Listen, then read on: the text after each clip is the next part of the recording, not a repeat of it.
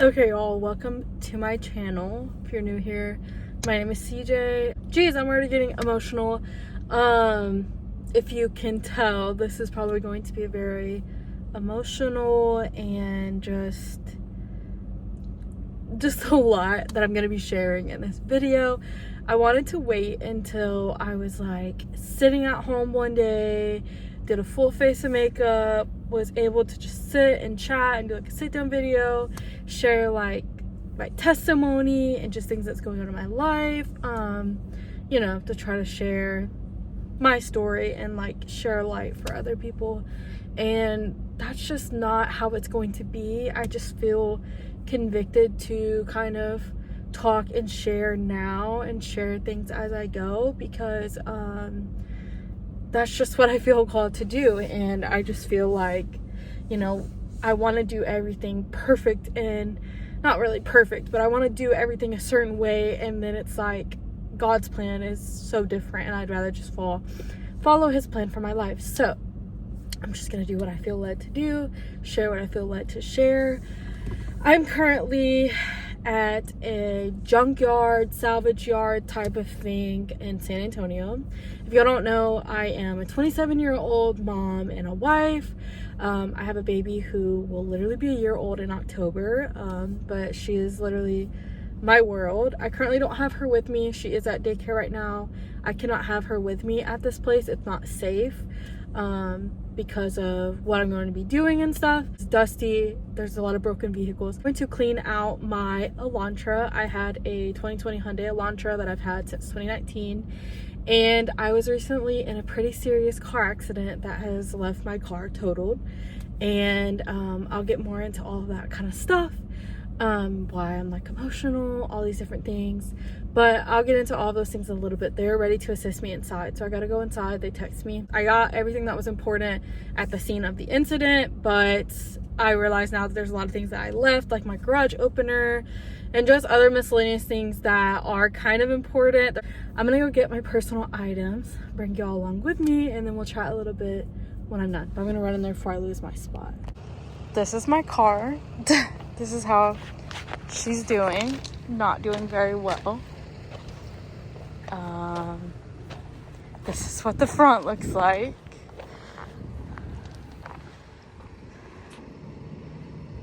Yeah.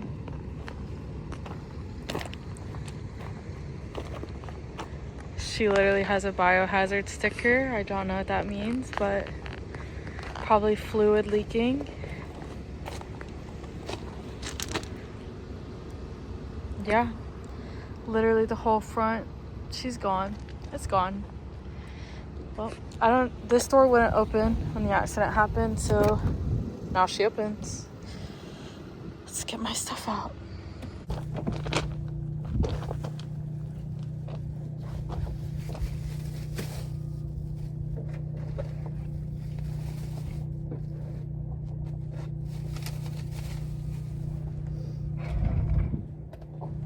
To cut these so nobody will use this, because I'm not taking it out. Cut these straps.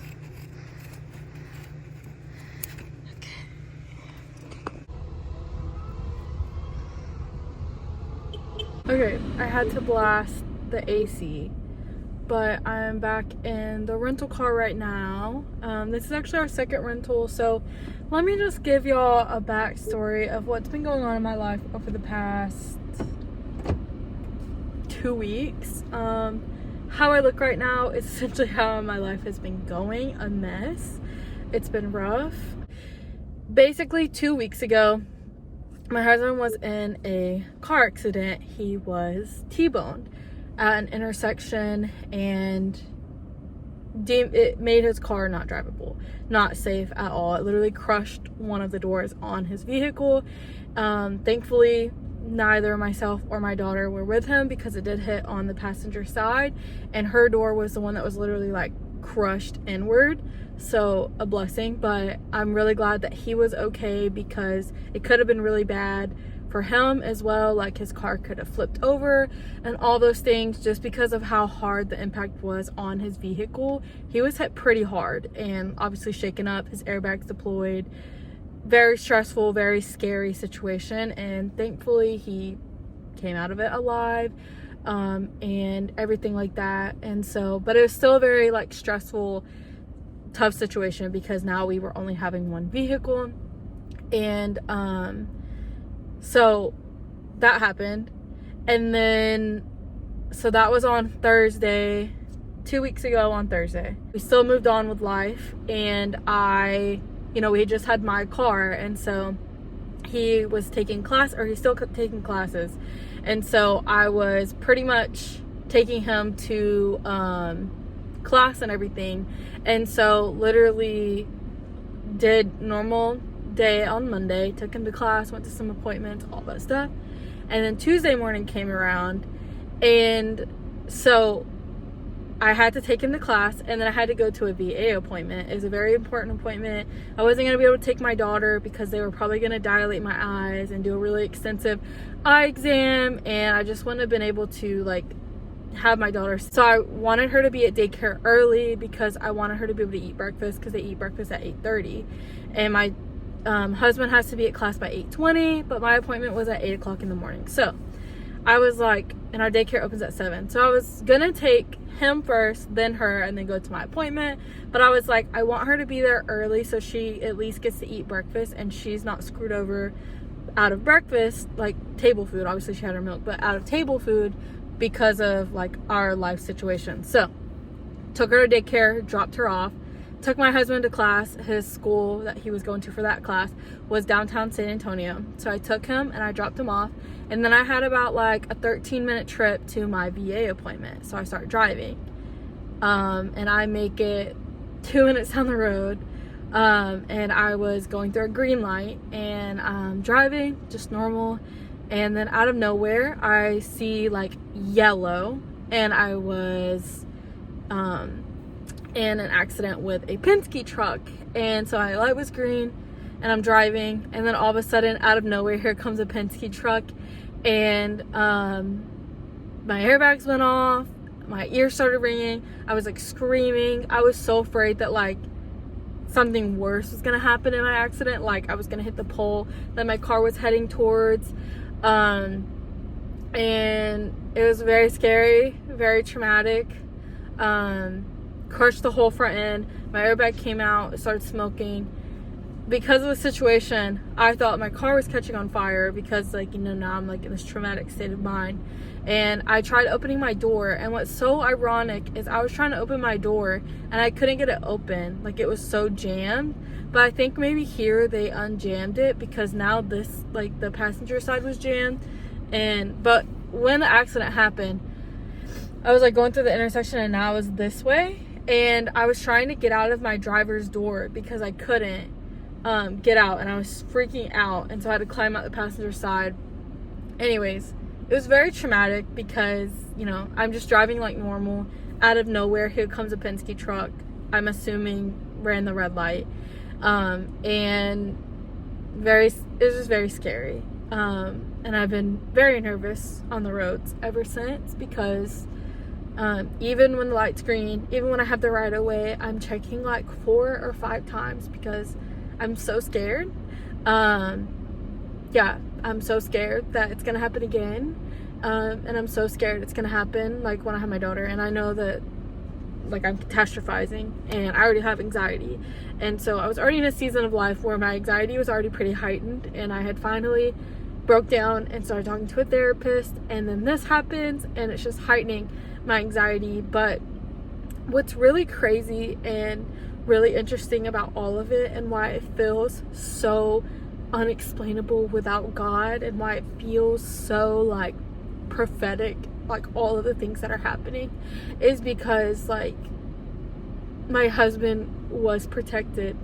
I was also in a very serious accident within a week, and I was protected, and our daughter was not with us neither time. And we both could have made decisions to where our daughter could have been with us, and that wasn't the case. And like my mind changed last minute, and it was just one of those things, like a gut feeling like I need to do it this way. And also, literally the day before my accident happened, I was watching the sermon by Sarah Jakes Roberts, and I was just watching the sermon. I was eating some Chick-fil-A in my car, and I was waiting on another VA appointment because I've been having a lot of appointments lately, and I was listening to the sermon, and it was about, like, you know, if God doesn't just pick his plan for you when you're here, like, oh, what am I going to do with her?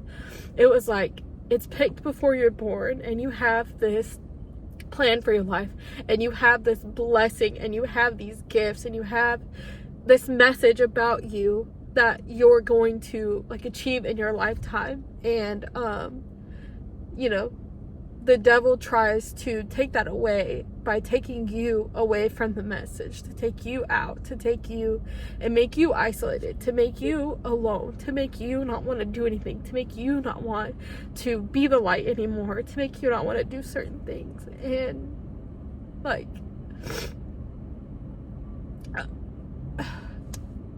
the devil did not prevail in the situation because we survived, and still going about our life to try to bless other people, even though now we're in, like, this very tough situation of, like, it's very humbling to be in the situation that we're in, because in a matter of a week we lost both of our vehicles, we lost both of our car seats, and we both could have potentially lost our lives.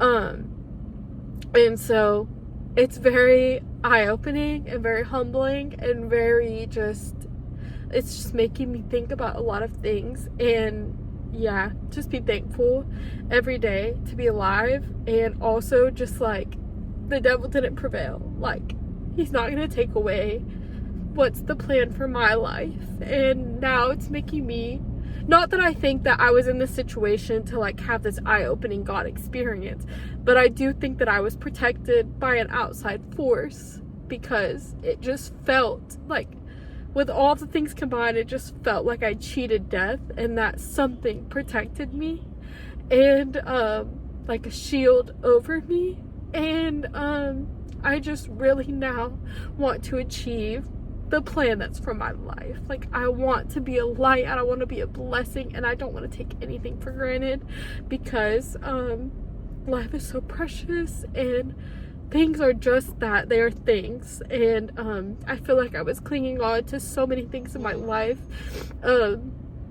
Even now, like, I feel like I'm clinging to the technology of the vehicle. Like, do I have blind spot protection to protect me and all those things, when I just really need to cling to God and trust in him. But I feel like it's very, like, it's the end of a chapter. The Elantra was the first car I ever bought, brand new. Every car I had up until then was either my parents got it for me, and it was probably like a beater car because I was a teenager and all those things. The first car I bought by myself was like a $7,000 or $8,000 Jetta that I got, like, a mom and pop used car place.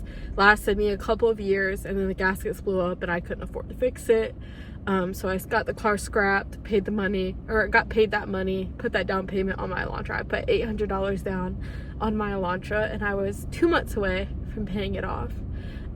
But there are little blessings in everything, because the day that this all happened, kind of crazy story. So obviously I get into that wreck. My husband was going to class. My phone, my emergency stuff went off. Calls him, and he walks down, because literally I was right down the street. He walks down to me.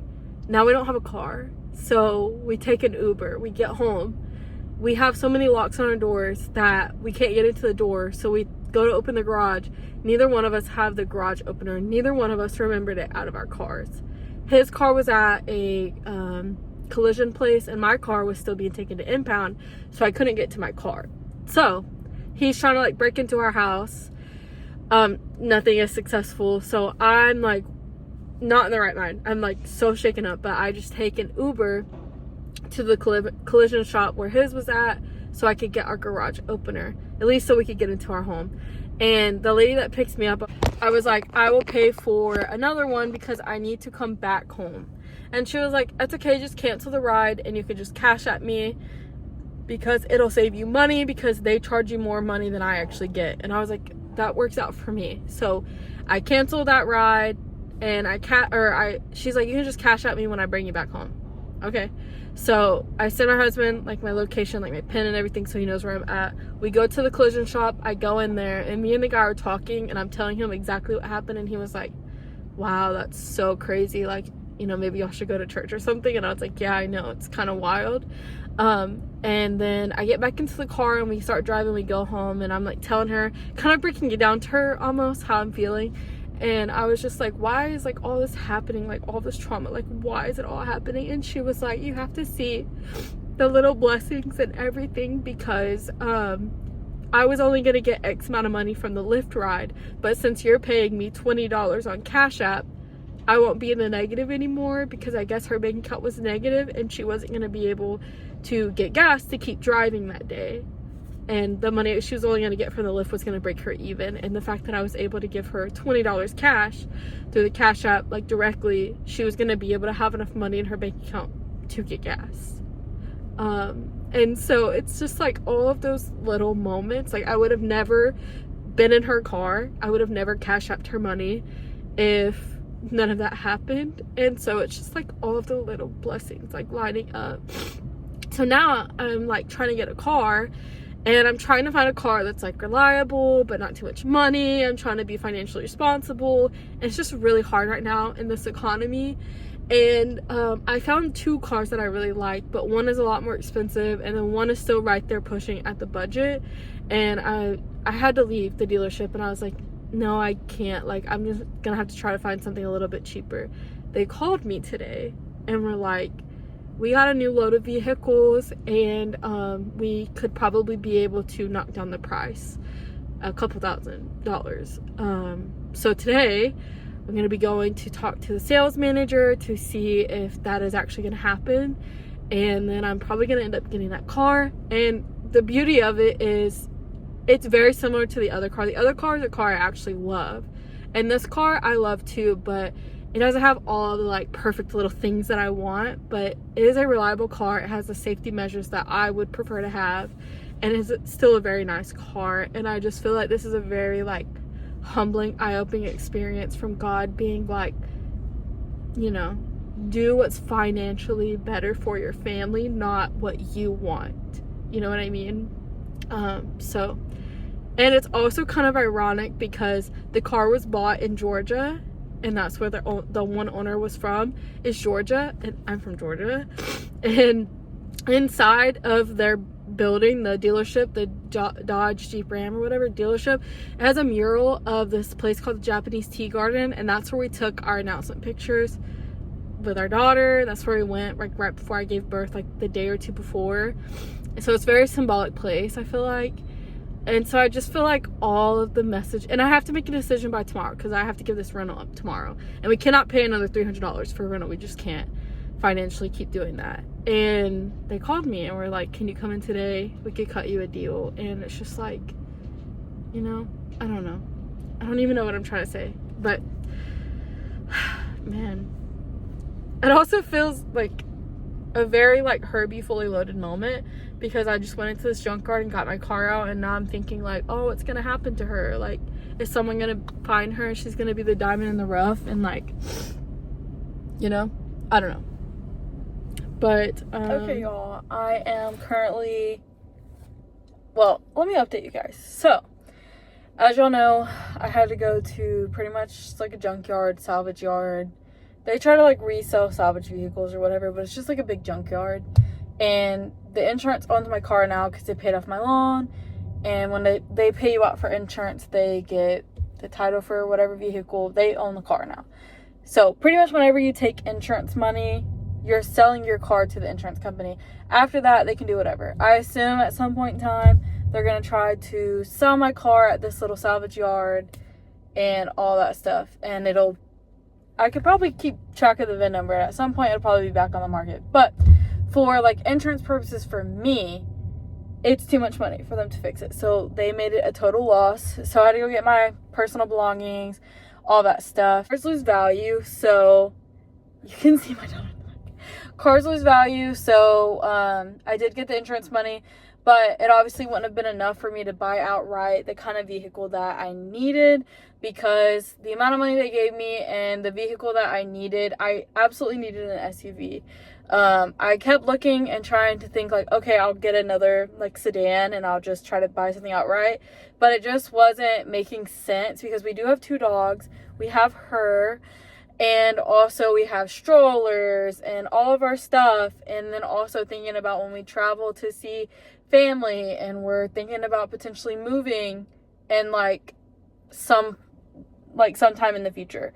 So just like thinking of all those things, and like a sedan just didn't make sense. It's like SUV is what was needed.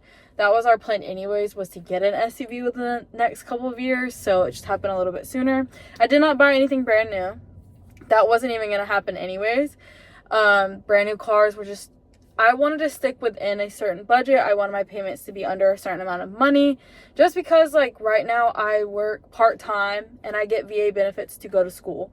So that is my income, and I just wanted to stay within a really good budget so that, you know, we would still be able to afford a car and get a decent car. So I ended up getting a 2022 Kia Sportage. I got it at the Dodge dealership here in San Antonio. And this is the first time I've ever went to a dealership completely by myself. Either I would have like my like family with me, like mostly my dad, and he would be the negotiator or like make sure I didn't get screwed over, or my husband, like when I bought my Hyundai Elantra, because I bought that brand new, he was with me. And we were dating at the time, and he was with me to make sure I didn't get screwed over. And he had come with me to this dealership the first time, but now that we only have the one car and stuff like that, it just didn't work out for us both to be at the dealership. So I was literally there by myself, handled the sale all by myself.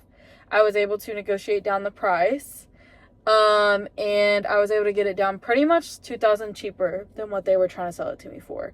It is used. It does have like 70,000 miles on it, and honestly, it's still in really good condition. It is in need of a very deep like cleaning inside. Like, I think I need to schedule to get it actually like detailed, because me taking it to the car wash and vacuuming is not going to do the trick. This was definitely a mom car, and whatever mom definitely put the inside through it, but the car overall is in really good condition. It's a lot more spacious than I thought. To be honest with y'all, it was between this car and the Hyundai Tucson, and I really was leaning towards the Tucson, but all the signs, like literally all the signs from God, led to this car. This car actually works out so much better for my daughter, because I really wanted airflow in the back. It has like the little vents back here. I absolutely wanted that. That was a must, because I didn't have that in my Elantra. It's way too hot in Texas. Like, she needs the air. Speaking of, I'm going to have to speed this up so I can cut the air all the way back up. Like, crank it all the way up. And that was a must. And then, as you can see, it's really dark in here. These windows are super tinted. Like, in the back, it is very tinted. So, like, it really benefits my daughter a lot. And it's still very safe. It has a lot of the features very similar to Hyundai. Like, it has the lane assist, has Apple CarPlay. There's a few things. It's not like the nicest version of a Kia Sportage. Like, you know, they have like the different versions of the cars, and you have like the super nice ones. This is probably like one of like the more basic ones, but all in all, it has everything that I needed, and it's a car I actually really enjoy, and it's growing on me every day. Like, more and more, I'm like, wow, like, I think I really made the right choice. Also, another thing with the Hyundai Tucson, I love the dealership. The guy, the salesman, Muhammad, I wish I could have given him the sale, because he was so nice and helpful. And the car was bougie. Like, it was like the premium package version, but it was still a used car, still pretty much within my budget, a little bit close to the end of my budget. The only thing was, when we cranked up the AC, it was making a really loud noise, and it wasn't blowing very good. Like I said, it's very hot here in Texas, and having a like baby, that wasn't going to cut it. He was like, we'll put it in the contract for it to be fixed. But it's like, the more I was thinking about it, all the signs from God were like, don't worry about the luxury of like the premium package vehicle with the nice speakers and all these fancy screens and everything. Get what's better for you and your family right now. And so I listened, and this is the car that I got, and I'm very thankful for it. And yeah, so that's kind of my current update. I will be getting it detailed at some point in time, because that is a must. It smells not stinky, but it just smells used. So I definitely want to get it taken care of. And I had to crank up the AC because it's hot. She's back there napping. But I just want to say one thing, because I'm waiting for my husband, because we have the one car, so I'm waiting for him outside of school. I just ran a bunch of errands and stuff, and yeah, so I ended up running some errands. Me and Willa, we went to the bank so I could deposit a check. We went to Ross. We actually literally just went to Ross to go to the bathroom, and then somebody decided they needed a toy, so she did get a toy, a little teether thing. It's back there. I think it's like by our car seat, but she threw it. She decided she needed a toy, so of course I caved, got her the toy. And then I got her 2 little outfits. They're like little romper things. Let me show you. Little Puma one. It's like the little shorts. And then I got this one from the little boy section, but I really don't feel like it's like, I feel like it could be unisex. I don't know, just like a little blue. Alright, y'all, it is the next day. I'm in my car in the parking lot of Whataburger. I just got a little snacky snack, really breakfast, but I was so hungry. Breastfeeding makes me so hungry. But I just got biscuits and gravy, and I'm about to eat it really quick. And then, okay, I want to run into Dollar Tree, and it just so conveniently happens that there's a Dollar Tree right here.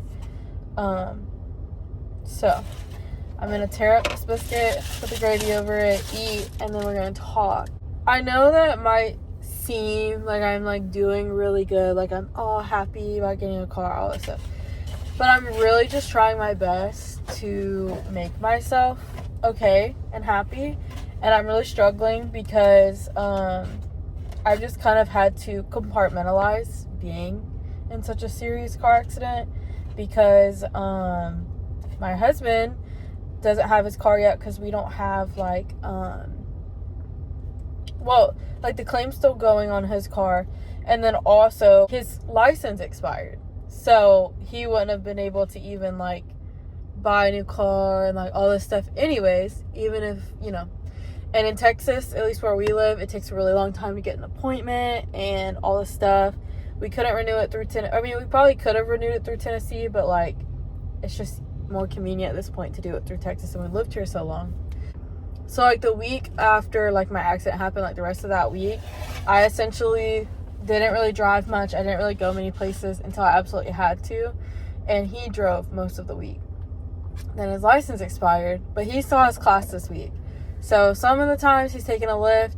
Majority of the time though, I've taken him and picked him up and stuff, because it's just like lifts cost money, $15 to $20 built up over time, and he would have had to take like 4 or 5 lifts a day to get all the way to like his classes, because 2 of his classes are at different schools.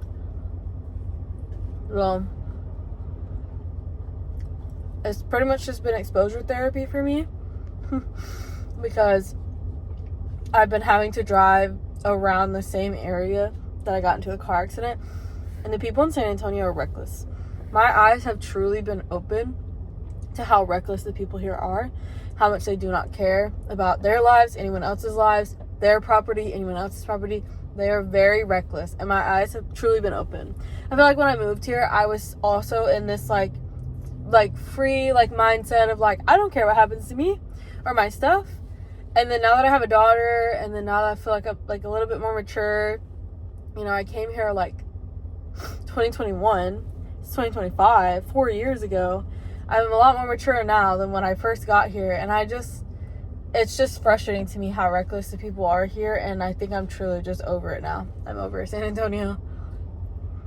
So yeah, my eyes have really been open, but I'm having a lot of anxiety today. Today's been a really hard morning for me, driving.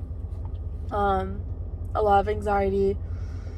And I don't have an appointment with my provider until September. They're really booked up. The only way I could go is if I drive to one of the locations to go get seen in person. And then I'm like driving out of my way, putting myself through more stress. just to go talk to them about how I'm anxious just to drive back around through town.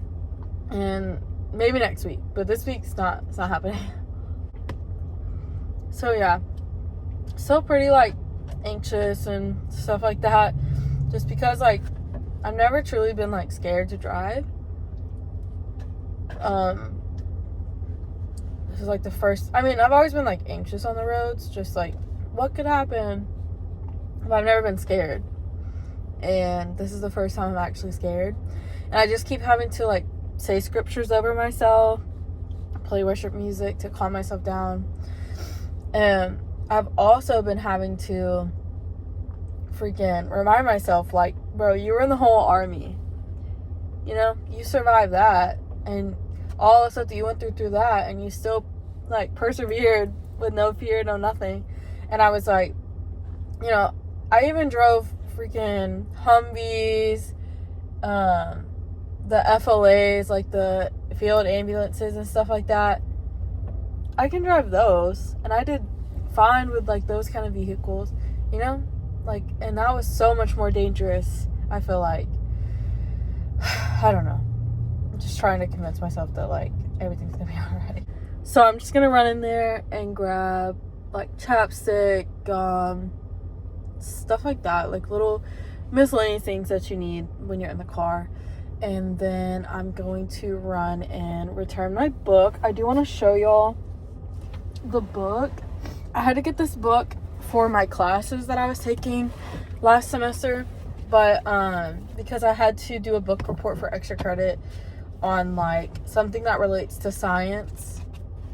And I obviously am a Christian, but I do believe in science because like being in the medical field and stuff like that, I definitely believe in science, and I think science is important, and I'm all for research and the development of science. And my personal belief is that God and science works hand in hand. There's a lot of things on both sides that are unexplainable, and the merge between the two allows people to have that peace of mind of like they're working together. And you know, like the only thing really that scientists can't truly explain, like all the stuff that they've researched, is religion. Like they can't truly explain that. And so I truly think that they work hand in hand. Like I really think that like there's so many intricate things in the medical field and in science that's like it wouldn't even make sense for it to happen without a higher power. So I would highly recommend this book, whether you are Christian or even if you're not Christian.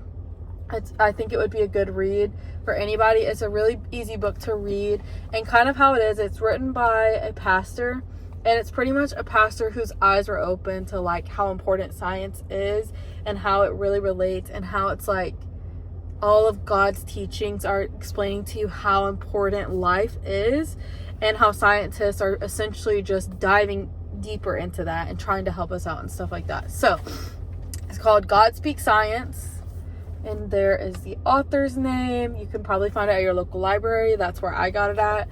And how it works is, like, at the beginning of the book, it has, like, an excerpt from a scientist or someone in the medical field kind of explaining whether they're religious or not and how they believe that they correlate, or if they're not religious, it just kind of explains to them, like, where have they been in their lives where they have faced these questions and how they've arose and how they've dealt with it and how it's made them feel.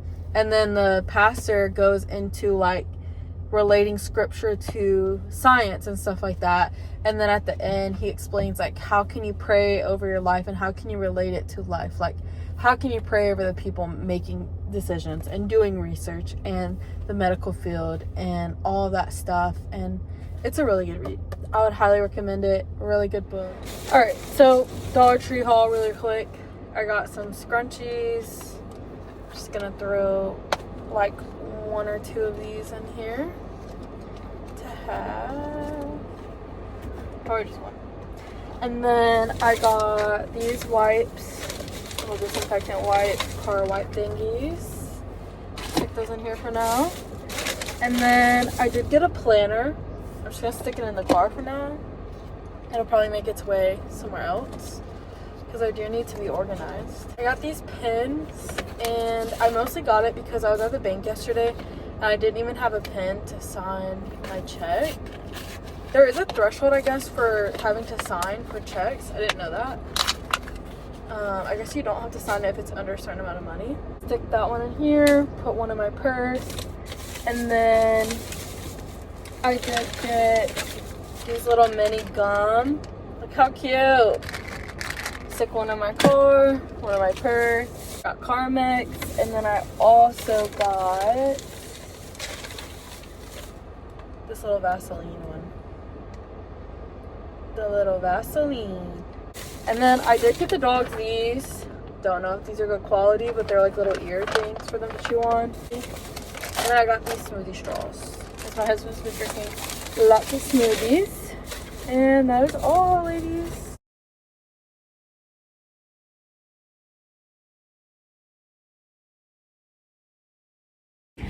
Okay, y'all. Thank y'all for watching this video, for this update on my life. I appreciate y'all for making it to the end. Right now, we're just kind of cruising around campus, waiting on Dada. And he should be done in like the next 20 minutes, but she normally takes a nap in the car and she was not asleep. And so I think she just wanted some fresh air. It's pretty hot, so I'm trying to get us to like a shaded area. We'll probably just walk for like 5 minutes and then go inside so I can check her diaper and everything, and then we'll probably be done with class and everything. So yeah, thank y'all for watching. Not like the most lighthearted video, but I hope that it's like encouraging. You know, if you're going through a hard time and you're struggling, all you gotta do is have faith of a mustard seed. That's all you need, the little tiniest bit of faith, and it's all gonna work out. So I wish y'all the best and hope to see y'all here next time for my next video. Bye.